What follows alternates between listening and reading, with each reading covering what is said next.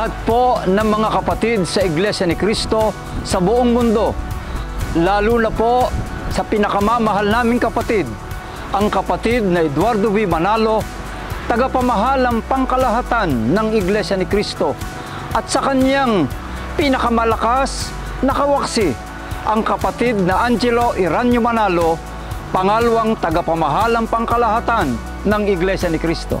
Sa pagsapit po ng ika-111 anibersaryo ng Iglesia ni Cristo, kami po ng mga ministro at mga manggagawa, district staff, mga naglilingkod sa tanggapan ng distrito ng Aurora ay bumabati po ng Happy Anniversary po!